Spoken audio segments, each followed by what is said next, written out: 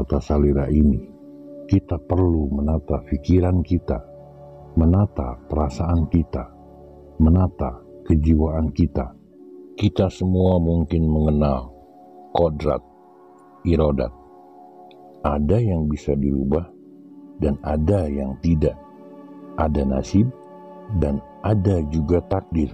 Setiap manusia yang tertitisi, terpilih, memiliki kitab sucinya sendiri, kitab suci dirinya, kitab perjalanan hidupnya, kitab jagat kecilnya, dan memberi pencerahan kepada siapapun, dimanapun, tanpa memandang agama, suku, adat, budaya, profesi, dan status-status lain yang ada di dunia ini.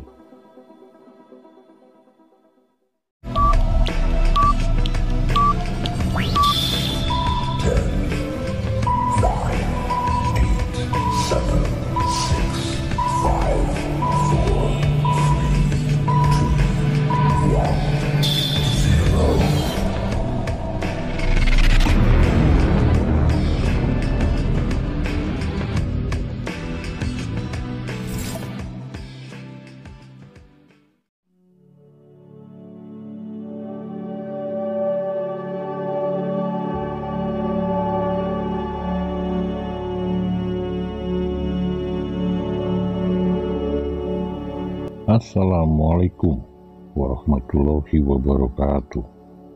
Sampurasun.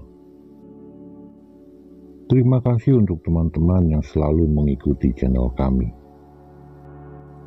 Di konten kali ini, kami akan mencoba menjelaskan sesuai kapasitas kami dari banyaknya pertanyaan dan permintaan tentang siapakah manusia titisan itu, apakah manusia titisan itu, dan adakah manusia titisan tersebut. Apapun yang kami kemukakan di sini bukanlah merupakan kebenaran mutlak dan bukan pula sebuah pemahaman. Apapun yang kami kemukakan, tolong dikaji lagi dan diolah lagi.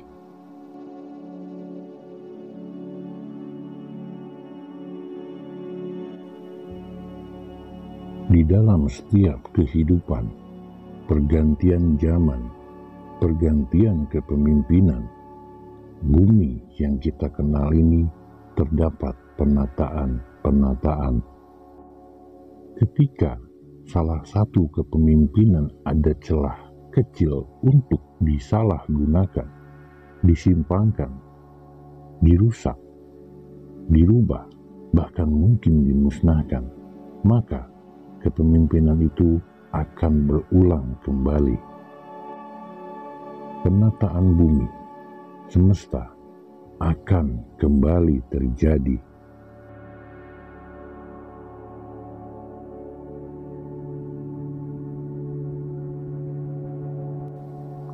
Di dalam konsep ajaran pemahaman Sunda, terdapat satu kata Tritangtu. Walaupun terdiri dari 3 penjabaran, tetapi ini merupakan satu kesatuan. Tritangtu ini adalah yang pertama tata salira, yang berarti tata diri atau penataan diri.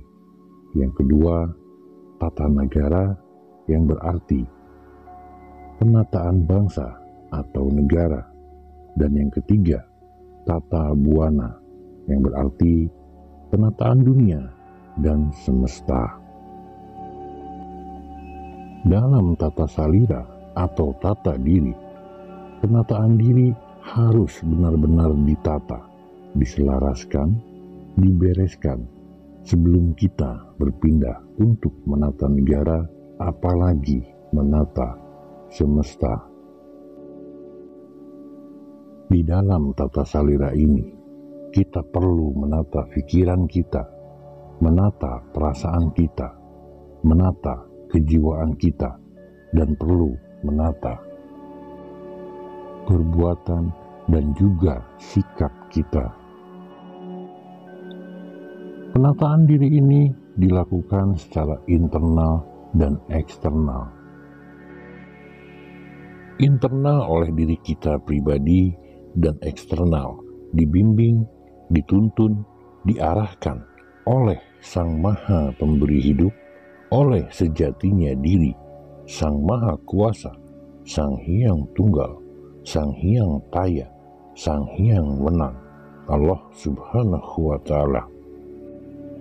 Eksternal ini pun ada campur tangan para leluhur suci, para malaikat, para waliullah, para jiwa-jiwa suci yang sudah mampu manunggaling kaula Gusti, yang sudah wafat atau innalillahi wa inna ilaihi raji'un, moksa, sudah paripurna menjadi manusia-manusia mulia. Lalu, siapakah manusia titisan tersebut? Manusia yang menjadi titisan dipilih oleh Sang Pencipta, dan sumber yang akan menitis meminta untuk turun kembali ke bumi dengan proses menitis. Wadah yang dititisi inilah yang dipilih oleh Sang Pencipta dan dipilih oleh para leluhur-leluhur suci dan jiwa-jiwa mulia. Pemilihan ini bukanlah sebuah proses yang mudah, bukan secara instan seketika, tetapi melalui berbagai macam musyawarah-musyawarah yang dilakukan oleh para leluhur. Sudah sejak lama mereka bermusyawarah, mengkaji, berembuk wadah-wadah yang mereka akan pilih, tempat serta tugas di mana mereka akan menitis. Dan setelah musyawarah selesai, Sang Pencipta menentukan wadah mana yang pantas untuk mereka. Untuk itulah kenapa ada kata terpilih, dipilih, dan pinilih. Kebijaksanaan dari Sang Pencipta dan leluhur-leluhur suci, juga jiwa-jiwa mulia dan cahaya pencerahan, memberikan hak yang sama kepada manusia-manusia. Hanya manusia-manusia yang berhasil melewati seleksi dan dipilih dan juga terpilih, manusia yang benar-benar murni menjadi manusia titisan.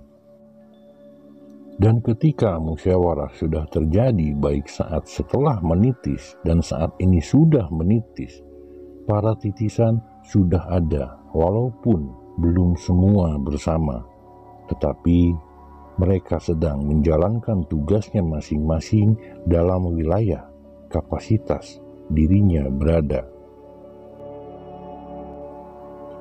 Ada titik absolut yang manusia tidak bisa merubahnya, tetapi ketika titik-titik yang lain yang bukan merupakan titik absolut, maka itu bisa dirubah.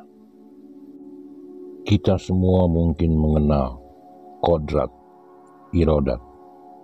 Ada yang bisa dirubah dan ada yang tidak. Ada nasib dan ada juga takdir. Nasib masih bisa kita rubah, dan ketika nasib sudah berusaha kita rubah, namun yang terjadi tetap pada hal yang tidak kita inginkan, maka itu menjadi takdir. Ketika kita berbicara satu tokoh, yaitu Basudewa Krishna, yang berusaha mencegah perang Mahabharata antara Pandawa dan Kurawa, tetapi perang tetap terjadi, maka itu adalah titik absolut, takdir yang tidak bisa dirubah. Hal-hal yang bisa diingatkan, maka kembali kepada jalan kebenaran. Banyak juga yang tidak bisa diingatkan, tidak bisa dibina, lalu mereka menyebabkan kehancuran, maka proses kehidupan akan berulang kembali sampai penataan tercapai. Penataan diri adalah yang paling utama yang harus kita laksanakan. Ketika penataan diri sudah beres, maka akan berefek secara otomatis kepada yang lainnya. Manusia yang sedang menata dirinya, ketika pada tahapan-tahapan tertentu, lapisan-lapisan tertentu, dan juga tingkatan tertentu, dia pun bisa secara bersama menata negara, buana, dan semesta. Dan manusia yang bisa menata dirinya, dia bisa mencapai Manggala, Mandala, dan Segara Buana. Setelah mampu menata raganya, pikirannya, jiwanya akan melahirkan pribadi yang tertata, maka kita akan bisa bersama-sama menata negara.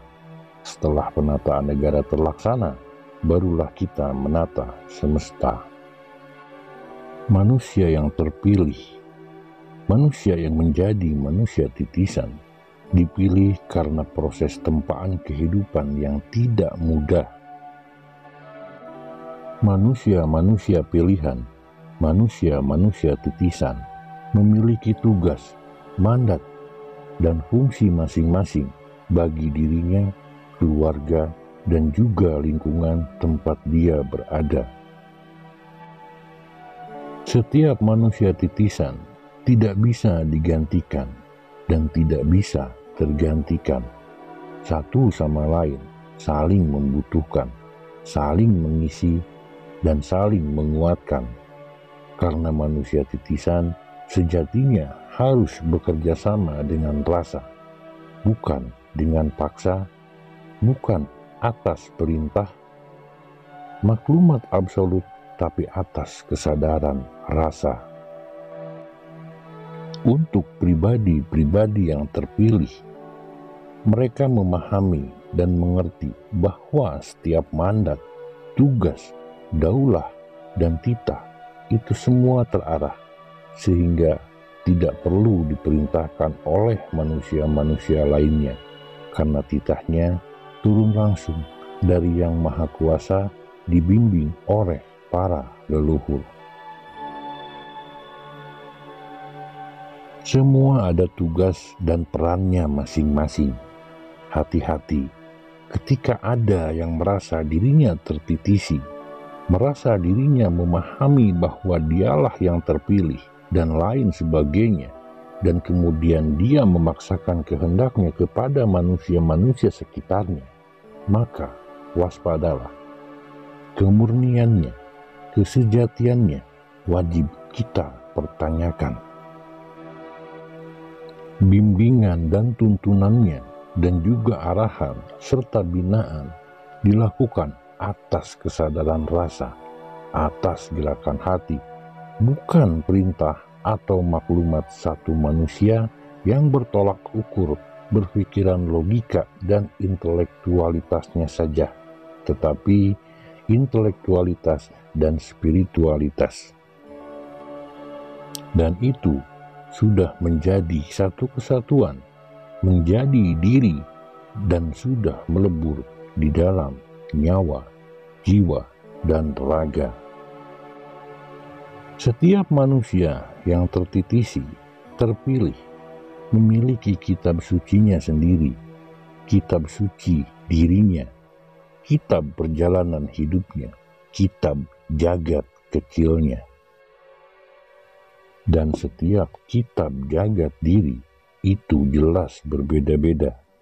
Perjalanan spiritualitas dan intelektualitas setiap manusia berbeda-beda.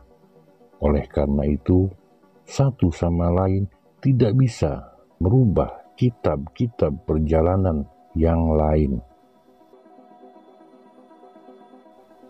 Setiap kitab perjalanan yang dijalani, difahami, dilalui, dan dirasakan oleh pribadinya masing-masing, kitab suci sejati dirinya itulah yang harus disejajarkan, dibagi menjadi pelengkap, penguat, pengisi kekosongan kitab manusia-manusia lainnya.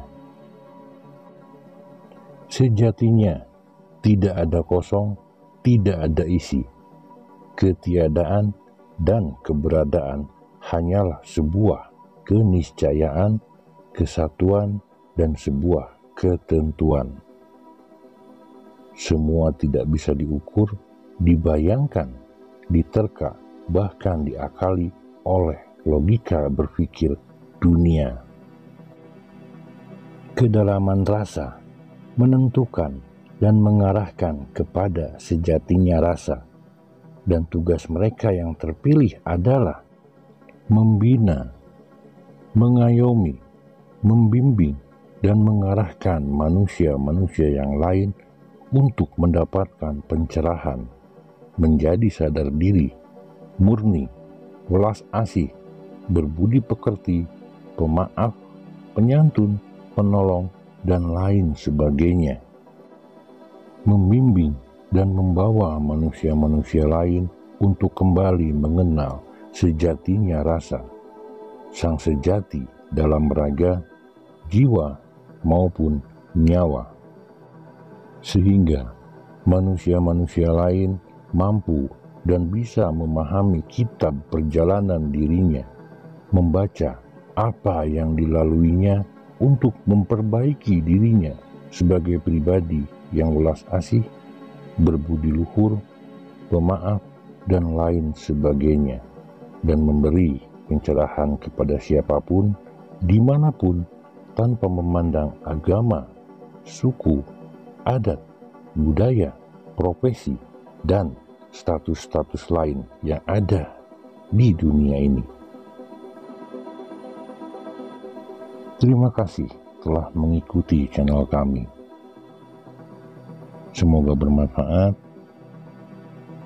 sehat, sukses, berkah, dan dilancarkan segalanya.